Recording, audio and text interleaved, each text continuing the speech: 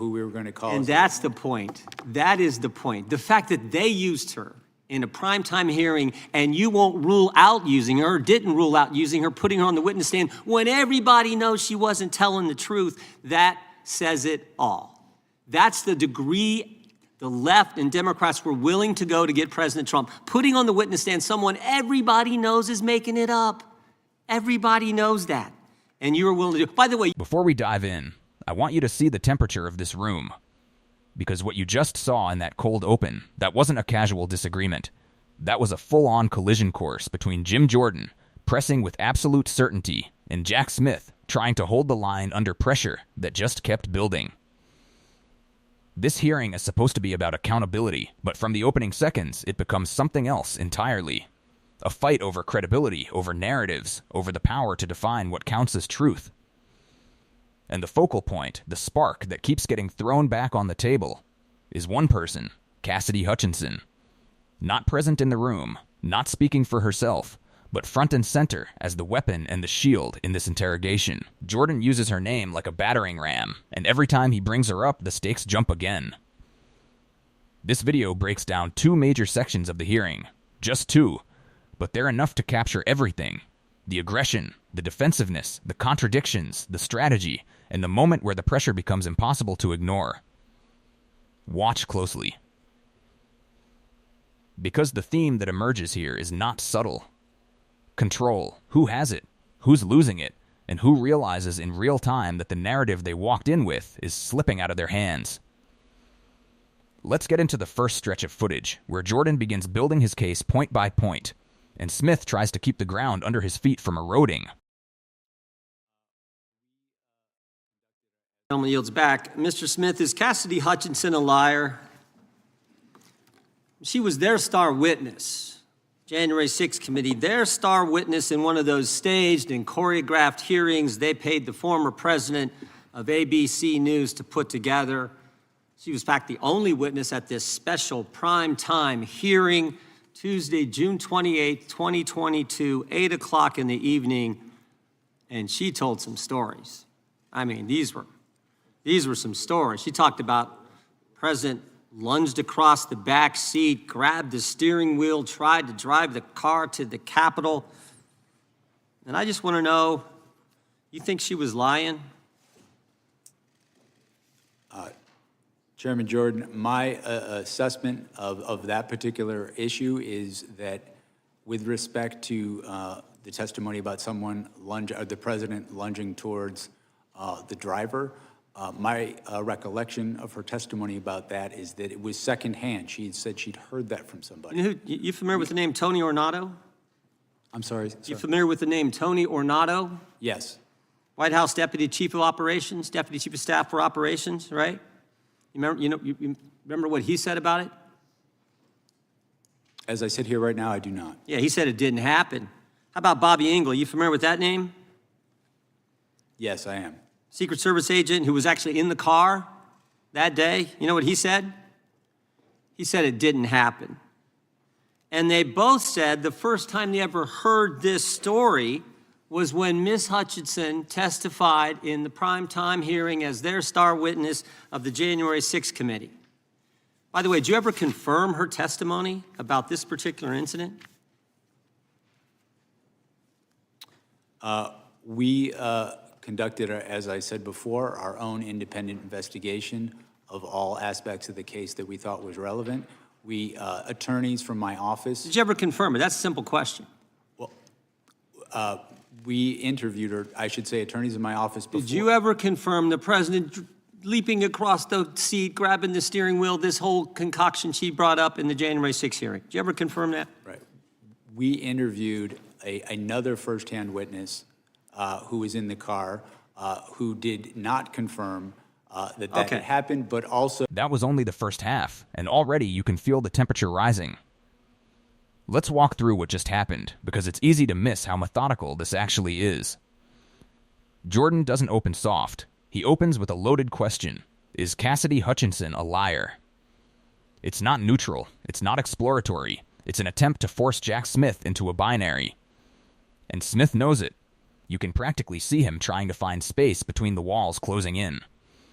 Then Jordan moves to specifics. Not vague accusations, but named individuals whose accounts contradict Hutchinson's, Tony Ornato, Bobby Engel. And Jordan keeps hammering one word: confirmed. Did you confirm it? Did you verify it? Did you check it? He repeats the question so many times because he knows what that repetition does. It makes the viewer feel like Smith is dodging even before Smith finishes speaking. And Smith's answers? They're technical. They're procedural. They're wrapped in qualifiers. He talks about attorneys in my office. He mentions interviewing another first-hand witness. He emphasizes that Hutchinson's testimony was secondhand. But pay attention to the dynamic here. Jordan wants a yes or no. Smith wants nuance. In a hearing built for confrontation, nuance becomes the losing side. This is where the loss of control starts for Smith. Not because he doesn't know the facts, but because Jordan refuses to let the conversation live anywhere except the narrow corridor he builds. And then comes the pivot. Jordan quoting Smith's own deposition back at him. Smith had already acknowledged Hutchinson's account as hearsay, second or third hand. He even said if he were a defense attorney, he'd try to exclude her testimony entirely. This is where things get ugly. Because Jordan isn't just arguing Hutchinson was unreliable. He's arguing that Smith himself had already admitted as much, and when Jordan reads back Smith's own words, the room shifts. Watch Smith's posture in this moment. He's not speaking from the driver's seat anymore. He's responding, defending, clarifying, all reactive energy. This is the loss of momentum the audience can feel. And Jordan senses it too. Because the next section, the next block of footage we're about to jump into, is where he goes from establishing contradictions to accusing outright motive. That's where everything spikes. Let's move to the final stretch. That Okay. had happened, but also In your deposition to stated the committee last month, Mr. Smith, you said this: my recollection with Ms. Hutchinson was a number of the things that she gave evidence on were secondhand hearsay. You remember making that statement to us last month in the deposition? I did, and I was referring particularly to what we're talking about now. Yeah, and you also said Ms. Hutchinson, regarding this particular claim, was a second or even third-hand witness. We asked you, if you were a defense attorney, how would you handle cross-examining her if she was on the witness stand? And you said, if I were a defense attorney and Ms. Hutchinson were a witness, the first thing I would do was seek to preclude her testimony because it was hearsay. You remember saying all that? Yes, that's correct, sir. That's correct, right? Were you going to put her on the witness stand if you ever got to trial? We had not made final determinations as to who we were going to call as a witness. We had a You were large, still considering her? we had a large choice of witnesses in this Are case. you familiar what Washington Post reporters Carol Leonnig and Aaron Davis said in their book? They did this book, 300-some pages book on Chronicle and the whole investigation at the Justice Department. And here's what they said on page 310. They said, Jack Smith had wondered whether some of Hutchinson's claims might be relied upon at trial. Still, at one point, Smith told the elections team he wasn't ready to give up on Hutchinson's account. Ultimately, however, Trump administration officials uniformly, fiercely disputed her accounts under oath. Prosecutors on your team told Smith they wouldn't want to use Hutchinson as a witness in court, and Smith agreed. Are Carol Leonnig and Aaron Davis, who wrote this, are they lying? My recollection is that I certainly had not made any final determinations about who we were going to call. And that's the point. That is the point. The fact that they used her in a primetime hearing and you won't rule out using her, or didn't rule out using her, putting her on the witness stand when everybody knows she wasn't telling the truth, that says it all. That's the degree the left and Democrats were willing to go to get President Trump, putting on the witness stand someone everybody knows is making it up. Everybody knows that.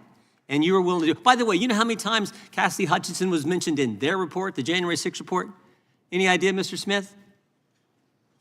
I do not. 185 times. Someone that the whole country knows wasn't telling the truth. And All right.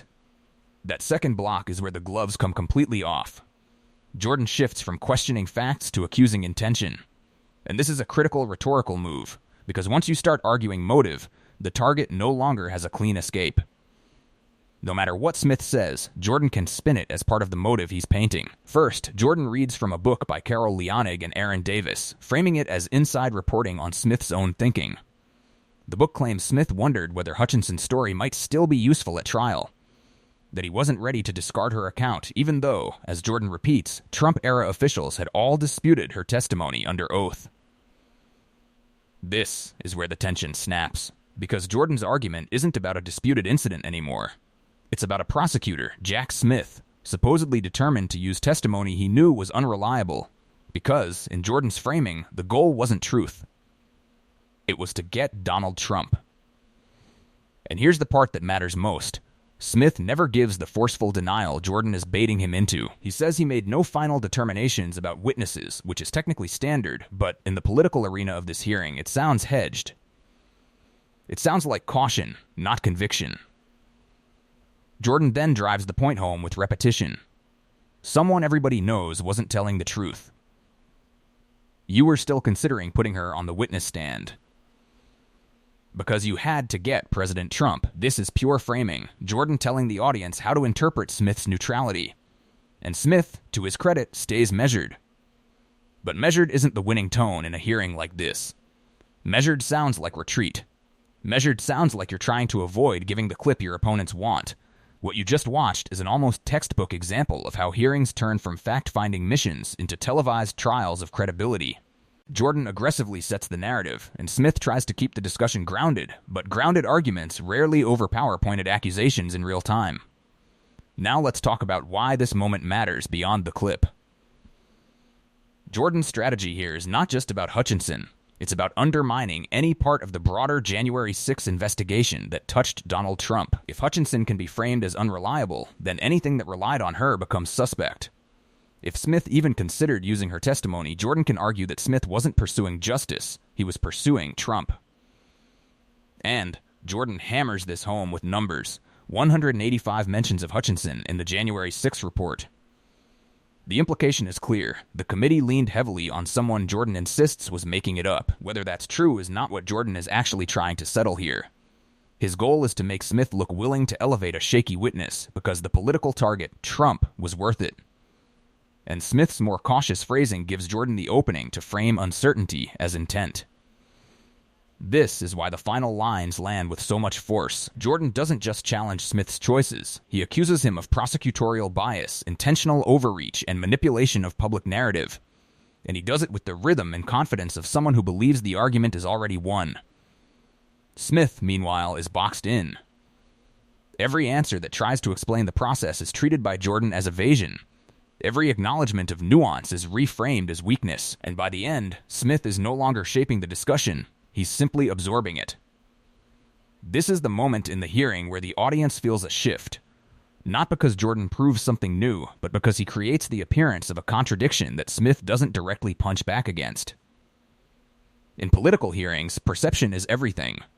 Silence becomes implication. Precision becomes avoidance. And restraint, especially legalistic restraint, becomes ammunition.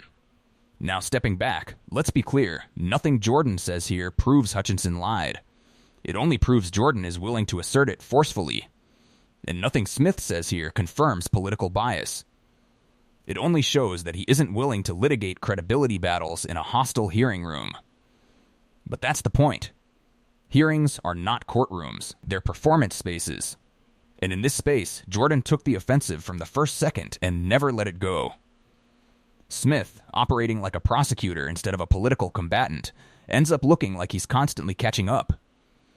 And that's why this hearing keeps circulating online, because people aren't watching for new information.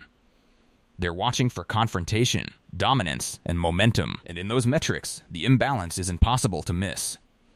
Before we close out, I want to highlight the pivot that defined this entire exchange. The moment Jordan used Smith's own deposition against him. That's when the calm procedural tone disappeared. That's when the hearing stopped being a Q&A and became a class.